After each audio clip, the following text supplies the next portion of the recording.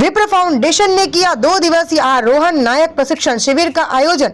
समाज के सभी वर्गों को एकजुट कर जातियों की जकड़न तोड़कर शिक्षा, संस्कार और रोजगार के माध्यम से नई मजबूती देने के लिए विप्र फाउंडेशन ने ऋषिकेश में शनिवार से 2 दिवसीय आरोहण नायक प्रशिक्षण शिविर का आयोजन किया, जहां देश भर से चयनित 500 कार्यकर्ताओं को नेतृत्व, संगठन क्षमता और सामाजिक दायित्वों का व्यवहारिक प्रशिक्षण दिया जा रहा है।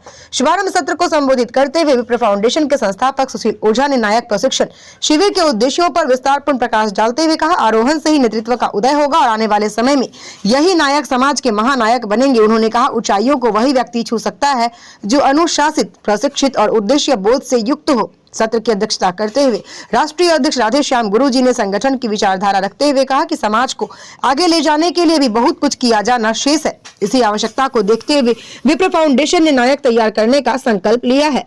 स्टार न्यूज प्लस के लिए राजस्थान के बांसवाड़ा से अरुण जोशी की ये रिपोर्ट। संस्कार में भी जो उसका व्रत है वो ज्ञान के लिए है, ज्ञान के लिए।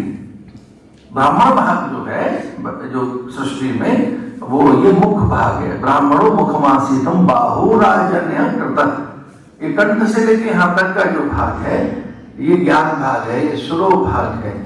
और ये ज्ञान से ही क्रियाएं हैं, ज्ञान से इच्छा है, ज्ञान से संकल्प है, ज्ञान से स्पंदन है, ज्ञान से चेतना है। ज्ञान से ये ध्यान है, ज्ञान चेतना का नाम है। अगर चेतना नहीं होगी तो प्राणों में स्पंदन नहीं रहेगा, अग्नि नहीं रहेगी, क्रियाएं नहीं होंगी, इच्छा नहीं होगी, ऐशाएं कामनाएं नहीं जगेंगी और आप एक तरह से मृतप्राय रहेंगे। तो जो ज्ञान है वो चैतन्य है, ज्ञान आपको चैतन्य रखता है। ज्ञान माने आपको सक्रिय,